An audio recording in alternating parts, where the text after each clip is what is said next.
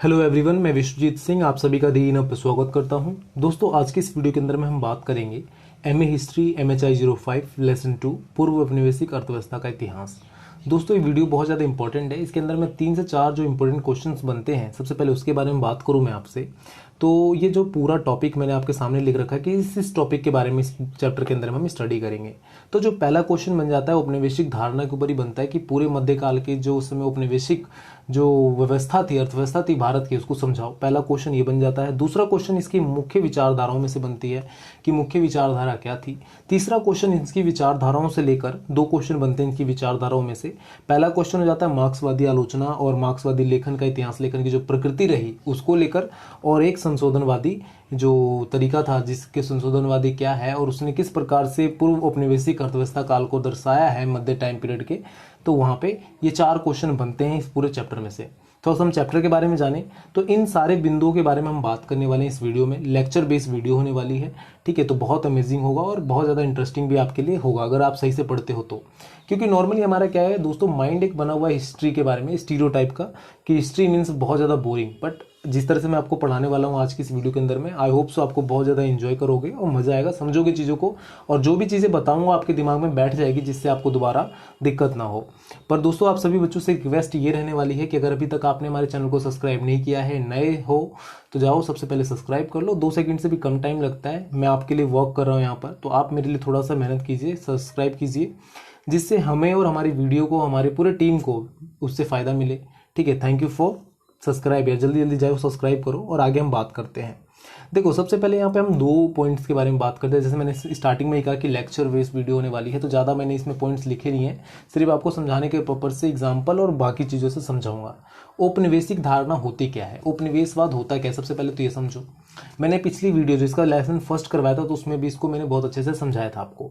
जैसे देखो, ब्रिटेन के हम क्या थे, गुलाम थे, ठीक है। आपने कई बार मतलब शुरू से सुनते आ रहे होगे कि हमने 200 सालों तक ब्रिटेन की गुलामी करी, ब्रिटेन ने हमारे ऊपर 200 सालों तक राज किया। तो राज किस प्रकार से किया, उसने क्या किया, हम हमारे ऊपर अपना उपनिवेश कायम किया, जिसके बाद उन्होंने राज किया, ठीक है। तो उपनिवेश मतलब क्या होता है, उप मतलब होता है किसी के ऊपर, निवेश मतलब होता है इन्वेस्टमेंट करना। तो ब्रिटेन आया, ब्रिटेन आने के बाद हमारे ऊपर क्या किया, उसने इन्वेस्टमेंट किया, अपने सिपाही लगाए, ठीक है, अपने पैसे लगाए, ठीक है, पूरी तरह से हमारे जो व्यवस्था था उसने उसको अपनाया, और अपनाने के चक्कर में क्या हुआ, उसने अपनी व्यवस्था हमारे ऊपर लागू करी, ठीक है, जिसके कारण से हम गुलाम हो गए, ठीक है। गुलाम होने का मतलब ये नहीं था हमारे लिए कि सबको उसने जेल में डाल दिया, ऐसा नहीं था, ठीक है। वो हमारा देश, हमारा खाना पीना, सब कुछ हमारा, सब कुछ हमारे तरीके से, ठीक है। बस वो क्या किया कि वो सभी तरीकों को, चीज़ों को ना रेगुलेट करने लगा कि इस टाइम पे ये वाला चीज़ करोगे, इस टाइम पे ये वाला चीज़ करोगे, इस टाइम पे ये वाला चीज़ नहीं करोगे, ठीक है। वो अपने घर में जाके नहीं किया। जैसे मान लो मैं किसी के घर में जाता हूँ और वो बंदे के हिसाब से चलता हूँ, तो क्या हुआ कि मैं उसका गुलाम हूँ, ठीक है। मैं जिसके घर में गया, अगर मान लो भारत ब्रिटेन के घर में जाता और ब्रिटेन के हिसाब से चलता तो ब्रिटेन के हम गुलाम होते। पर क्या हुआ कि ब्रिटेन भारत के यहाँ पर आया और आने के बाद ब्रिटेन ने भारत को अपने हिसाब से चलाया, तो वो हम भारत जो है ब्रिटेन के गुलाम बने 200 सालों तक। तो उपनिवेश की धारणा, अब यहाँ पे हम ये इसके बारे में बात नहीं करने वाले कि उपनिवेशवाद होता क्या है और ये कैसे हुआ, ये सब के बारे में बात नहीं करने वाले। यहाँ पे इस पूरे चैप्टर के अंदर हमारा जो फोकस होगा वो इतिहास लेखन का होगा, मध्यकाल के टाइम पीरियड का, जो पूर्व औपनिवेशिक टाइम पीरियड चला था उसका। तो यहाँ पे इतिहास लेखन कहता क्या और इसकी हम जरूरत क्यों पड़ रही है। तो देखो, हर जगह की एक हिस्ट्री होती है, ठीक है, जिसको जानना जरूरी होता है, जिससे हमें उस समय के पीछे के टाइम पीरियड के बारे में पता चलता है कि ऐसी ऐसी घटना घटित हुई है। देखो, तो उपनिवेशिक जो धारणा है, तो उस समय क्या हुआ, जब अंग्रेज आए तो अंग्रेजों ने अपने लिए उनका इतिहास दूर दूर तक फैले, ठीक है, उनके बारे में लोगों को पता चले, तो उन्होंने राइटर्स को बुलवाया अपने यहाँ से, ठीक है। वो उन्होंने बोला, भैया मेरा इतिहास लिखो, उपनिवेशवाद की धारणा का, उपनिवेशवाद का इतिहास लिखो, हमारा दृष्टिकोण की वो करो भाई, मतलब पूरी प्रचार प्रसार करो। तो अगर मान लो मैं किसी राइटर को लेकर आता हूँ कि मेरा इतिहास लिखो, तो मेरे बारे में क्या बुराई लिखेगा? नहीं, बिल्कुल भी नहीं लिख सकता। क्यों भैया, मैं पैसे दे रहा हूँ, मेरे बारे में ही लिखना है तुझे, तो अच्छा लिखेगा, बुरा क्यों लिखेगा, ठीक है।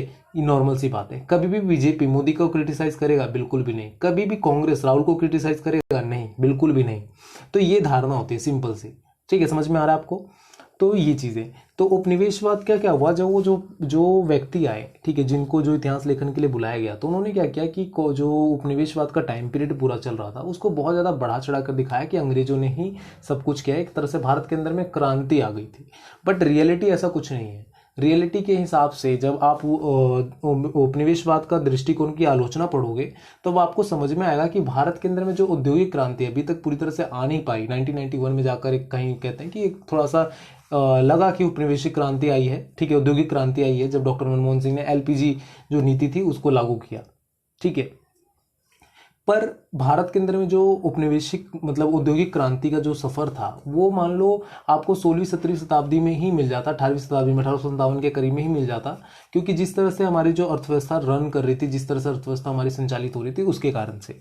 पर अंग्रेजों ने क्या किया, इसको नहीं दिखाया कहीं भी, उसको रोक दिया गया और उन्होंने इस तरह से स्ट्रक्चर बनाया हमारे भारत का कि हम हमेशा अपने पैरों पर खड़े ना हो पाए, ठीक है, हम उनके गुलाम बने रहे, क्योंकि हमारे भारत का जो औद्योगिक व्यापार था, ठीक है, वो बहुत ज़्यादा प्रगतिशील था। आप किसी भी देश का भौगोलिक जो वातावरण है, जियोग्राफिक आप देखोगे किसी भी कंट्री का, तो वहाँ पे क्या दिखेगा कि कई जगह पे ना चीज़ें सब चीज़ नहीं मिलती है। जैसे हमारे पास देखो समुद्र भी है अपना, ठीक है, हमारा जो बॉर्डर है हम दूसरे देशों से शेयर भी करते हैं, हमारे पास पहाड़ पर्वत, ठीक है, खनिज रेत, जो भी जितना भी चीज़ें चाहिए होता है ना कंट्री के अंदर में, हमारा सब कुछ भरमार पड़ा हुआ है, ठीक है, मतलब जरूरत से ज़्यादा है हमारे पास, पर दूसरी कंट्री के पास नहीं होता है।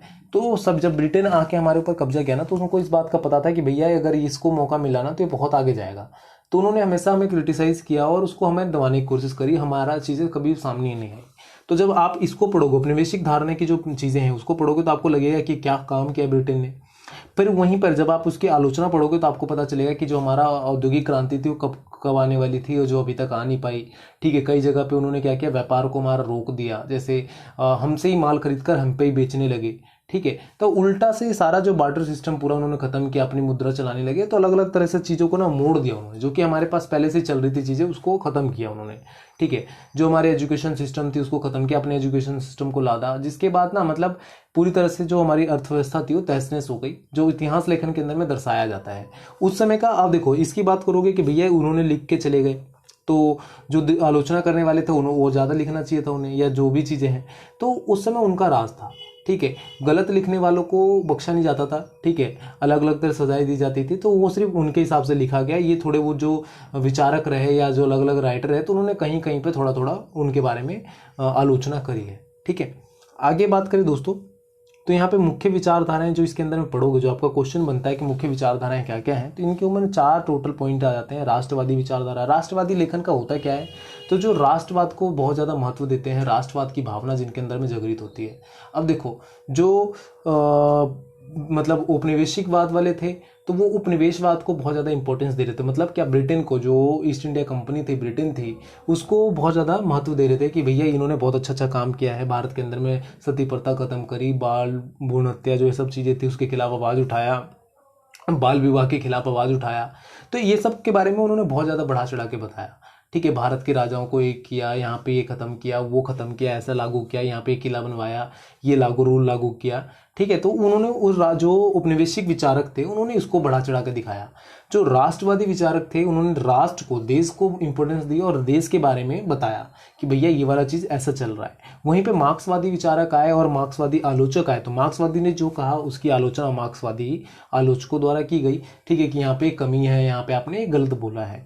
साथ साथ उसके बाद आता है संशोधनवादी। संशोधनवादी ने क्या किया कि मार्क्सवादी की जो विचारधारा थी उसको थोड़ा सा इंप्लीमेंट किया, उसके अंदर में थोड़ा सा चेंजेस किए, थोड़ा सा संशोधन करके, रिसर्च करके, संशोधन करके उसको मॉडिफाई करके लोगों के सामने प्रस्तुत करी। और सबसे ज़्यादा जो क्वेश्चन बनते हैं संशोधनवादी वाले में से बनते हैं, कई साल से रिपीट भी होते आते हैं, ठीक है। आगे बात करूं मैं, तो यहाँ पे सबसे पहले एक एक करके इन सभी विचारधाराओं को समझते हैं क्या क्या किसके अंदर में कहा गया।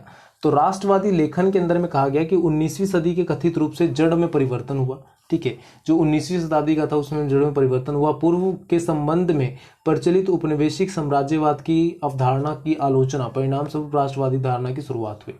जो राष्ट्रवादी धारणा का शुरुआत का रीजन ही ये था कि उपनिवेशवाद का क्रिटिसाइज करना, ठीक है, उपनिवेशवाद का विरोध करना ही राष्ट्रवाद का इंपॉर्टेंस था, उसका जन्म का कारण ही यही था। इसका मूल उद्देश्य मध्यकालीन भारतीय अर्थव्यवस्था के अखिल भारतीय एकीकृत स्वरूप की स्थापना करना। जो भारत का स्वरूप था उसको उपनिवेशवाद ने दिखाया नहीं था कहीं पे भी अपने इतिहास लेखन में, तो उसको लोगों के सामने लाना इनका मुख्य उद्देश्य तौर पे देखा गया। राष्ट्रवादियों के अनुसार यह अर्थव्यवस्था 3 उत्प्रेरक बल पर टिकी है। राष्ट्रवादियों ने 3 जो इंपॉर्टेंट स्तंभ माना है इस अर्थव्यवस्था का। क्या बताया उन्होंने पहला बताया कि मध्यकालीन मुगल, खासकर मुगल, ठीक है, मध्यकालीन जो वो था उस समय का जो मुगल साम्राज्य थे, ठीक है, तो उसको बोला कि यार ये भी एक इंपॉर्टेंट पिलर है, क्योंकि काफ़ी टाइम से हमारे भारत में रह रहे हैं और ये इस तरह से रेगुलेट कर रहे हैं, तो ये भी एक इंपॉर्टेंट पिलर है। जब अगर आप भारतीय इतिहास की बात करते हो तो इनको दिखाना पड़ेगा, ठीक है। दूसरी बात उन्होंने दिखाया भारतीय राज्य, जो भारतीय राज्य है, जो भारत देश को संपन्न बनाते हैं, प्राकृतिक जो संस्था है, प्राकृतिक संसाधन जो है इनके, तो इसको दर्शाना पड़ेगा आपको, ठीक है। जो भारत को संपन्न बनाने में जो राज्य मदद करते हैं, किस प्रकार से चीज़ें रेगुलेट हो रही हैं, ठीक है, जो प्राकृतिक संसाधन है भारत को, उसको दर्शाओ, ठीक है, जिससे भारत को इंपॉर्टेंस मिले। तीसरा वो बताते हैं कि भारतीय उत्पादक क्षमता, कि भारत के पास कितनी कैपेसिटी है, कितनी क्या चीज़ें हैं, उसको दर्शाओ, क्योंकि भारत की जो कैपेसिटी आप उसको छुपा के रख रहे हो, उसको लोगों के सामने जाहिर कर ही नहीं रहे, ठीक है। तो ये सारा चीज़ें इस तरह से ये सारा यहाँ पर खुलता है चीज़ें। आगे बात करें दोस्तों, तो मार्क्सवादी इतिहास लेखन क्या कहते हैं, मार्क्सवादी ने क्या कहा, तो मार्क्सवादी कहते हैं कि कुछ इतिहासकार के दृष्टिकोण में राष्ट्रवादियों से बहुत हद तक मिलते हैं। जो मार्क्सवादी दृष्टिकोण थी वो राष्ट्रवादियों से काफ़ी हद तक सेम थे, सभी मार्क्सवादियों के नहीं, कुछ मार्क्सवादियों के।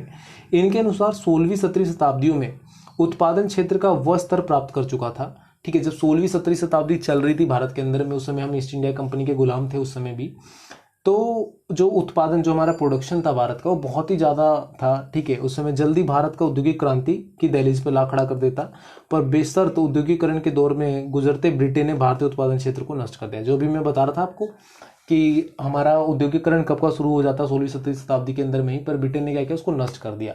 अब देखो हमारे भारत में पहले क्या हो रहा था कि भैया कच्चा माल यहीं से लेकर यहीं पे बनकर बाकी दूसरी जगह पे बेचा जा रहा था, पर उसको खत्म करने के लिए क्या किया जाने लगा कि हमसे कच्चा माल लिया जाता, ठीक है, कच्चा माल लिया जाता और उस लेने के बाद हमें लाके वापस बेचा जाता, जिससे हमारा औद्योगिकरण खत्म हो गया, हम दूसरे पे डिपेंडेंसी बढ़ गई, ठीक है। आज के समय में चीन क्या करता है, चीन की स्टडी समझोगे तो आप कोई भी चीज़ अपने घर में यूज़ करते हो, कुछ भी सामान यूज़ करते हो, छोटी सी पिन से लेकर बड़ा सा, मतलब आपके घर का ना गाटर पटिया जो भी लगा हो ना आपके घर में, सब कुछ भी देख लो, उसमें कहीं ना कहीं 1%, 0.1% ना चीन का पार्ट होगा ही होगा, ठीक है, ये कन्फर्म है। कुछ भी चीज़ ले लो आप अपने घर का, उसके अंदर में कुछ ना कुछ चीज़ ऐसा होगा जो चीन से आया गया होगा, ठीक है। तो चीन क्या करता है कि अपने घर के अंदर में उत्पादन उसने बढ़ाया, अब उत्पादन ज़्यादा हो गया, घर की ज़रूरतें फिल हो गई, तो अब क्या करेगा, वो बाहर में भेजता है, जिससे बाहर के लोग खरीदते हैं, उसकी अर्थव्यवस्था को फायदा होता है।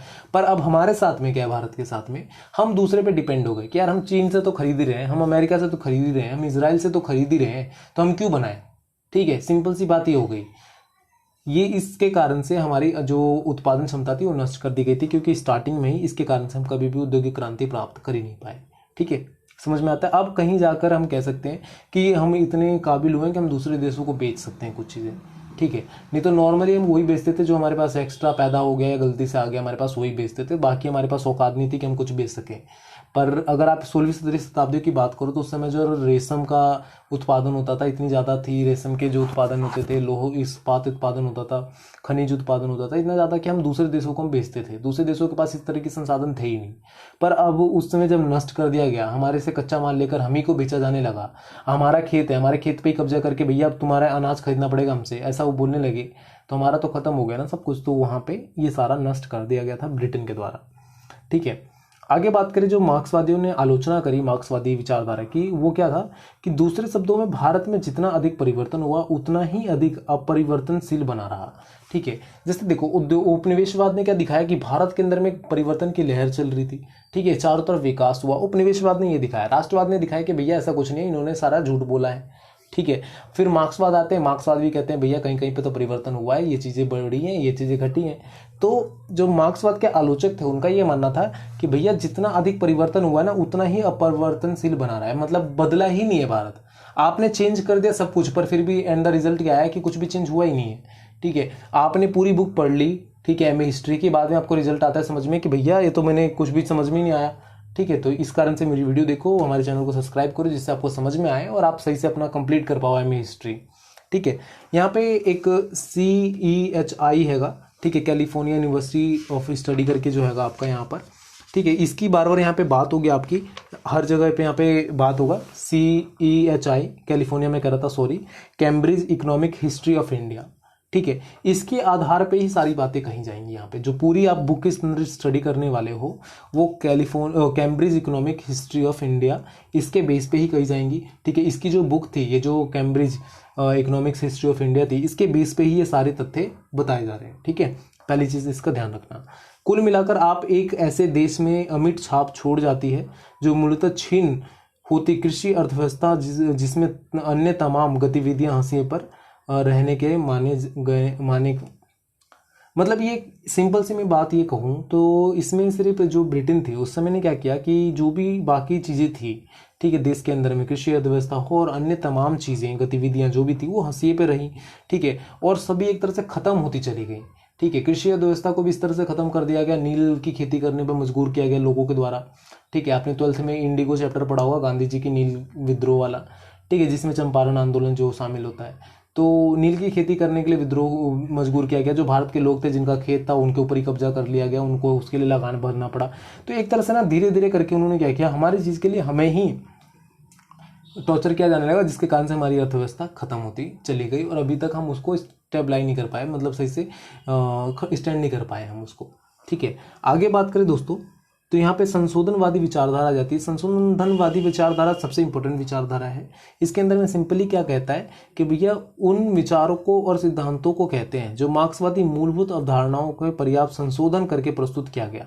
जो मार्क्सवाद की विचारधारा थे, जितनी भी विचारधाराएं मार्क्सवाद ने लागू किया कि भैया ऐसा होना चाहिए, ये होना चाहिए, ठीक है, ऐसा होना चाहिए, वो करना चाहिए, तो उसके ऊपर में उसको संशोधन करके ये किया गया। संशोधनवादी ने 3 चीज़ों पर जोर दिया। केंद्रीय सत्ता का, ठीक है, आलोचना किया उन्होंने कि केंद्रीय सत्ता, जैसे मार्क्सवादी ने केंद्रीय सत्ता का तारीफ की थी, तो यहाँ पे केंद्रीय सत्ता का इन्होंने आलोचना किया। दूसरा, वाणिज्य गतिविधि जो चल रही थी जिस प्रकार की ब्रिटेन के द्वारा या अदर्स के द्वारा, तो उसके बारे में भी इन्होंने बोला कि ये गलत है।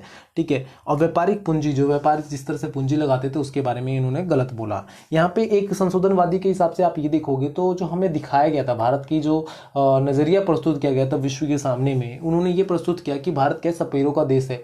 ठीक है, जो इनका व्यापार का जो है ठेली वाले भारत के अंदर में ज़्यादा हैं, बड़े व्यापारी नहीं हैं। बट अगर आप संशोधनवादी के अंदर में पढ़ोगे तो आपको ये समझ में आएगा कि एक बड़े से बड़े राजकुमार से लेकर छोटा से छोटा ठेली वाला भी व्यापारी था। ठीक है, मतलब एक बड़ा व्यापार भी, मुकेश अंबानी भी एक व्यापारी है और एक छोटा सा वो भी। तो भारत के अंदर में मुकेश अंबानी भी है और छोटा सा सब्जी बेचने वाला जो ठेली पे बेच रहा है सामान, वो भी एक व्यापारी के तौर पर ट्रीट किया जाता है। ठीक है, तो ये हमारा भारत की रियलिटी थी। पर अंग्रेजों ने क्या दिखाया, मुकेश अंबानी को दिखाया ही नहीं कहीं पे, डायरेक्ट उन्होंने क्या दिखाया कि भैया जो छोटे छोटे व्यापारी ही भारत के अंदर में थे, बड़े व्यापारी नहीं था, बड़ा औद्योगिकरण नहीं था। तो इस तरह से सारी चीजें चलती हैं। ठीक है, समझ में आता है। लास्ट आप यहाँ पे देखोगे नई प्रवृत्तियां, तो यहाँ नई प्रवृत्तियों में क्या होता है, थोड़ी सी चेंजेस आते हैं, इंप्रूवमेंट आता है। ठीक है, जिसमें 1950 के तहत में जो भी चीज़ें होती हैं उसको फिर सही तरीके से दिखाया जाता है। राष्ट्रवादियों को और मार्क्सवादी की जो विचारधारा होती हैं उसको सही तौर पे प्रस्तुत किए जाने की कोशिश की जाती है। भारत की जो रियलिटी होती है, किस प्रकार से संसाधन रेगुलेट हो रहे हैं, किस प्रकार से जो उनके उत्पादन बढ़ रहा है, ठीक है, उनके मूल्य क्या हैं, ठीक है, व्यापार का स्तर क्या है, ये सारी चीज़ों को दिखाया जाने लगा। ठीक है, तो वो नई प्रवृत्तियां आई जिसके अंदर में चेंजेस को हम देखते हैं। ठीक है, तो इस वीडियो का पूरा सजेशन अगर मैं बात करूँ तो इसमें जो 3-4 पॉइंट मैंने आपको बताया, किसी पॉइंट से क्वेश्चन पूछे जाते हैं। ठीक है, तो आप उसको थोड़ा सा फोकस करना, बुक से पढ़ना जिससे आपको समझ में आए, और बाकी जो भी सपोर्टिंग मटेरियल आप यूज़ कर रहे हो उसको अवॉइड करना, क्योंकि उनमें ज़्यादा अच्छे तरीके से दे नहीं रखा। बुक में आपके बेस्ट तरीके से बता रखा है, बुक से पढ़ो, मज़ा आएगा।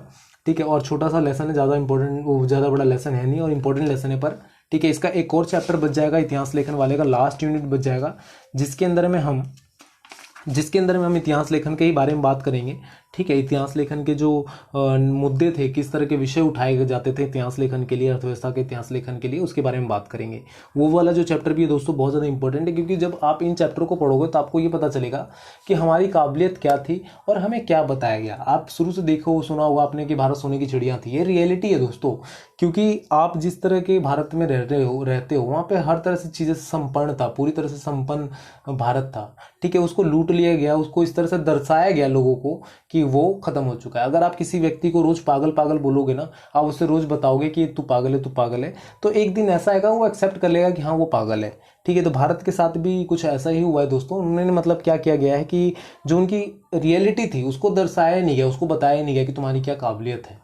ठीक है, जिसके कारण से आज हम ये सारी चीज़ें झेलते हैं। ठीक है, भारत के अंदर में सारा चीज़ें है।